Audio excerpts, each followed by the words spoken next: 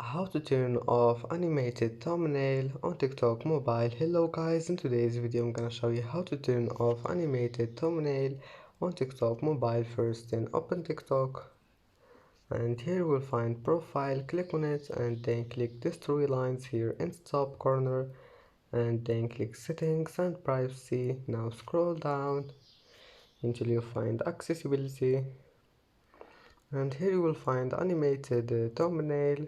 Now just turn it off, click on it, and that's it. Animated thumbnail have been turned off.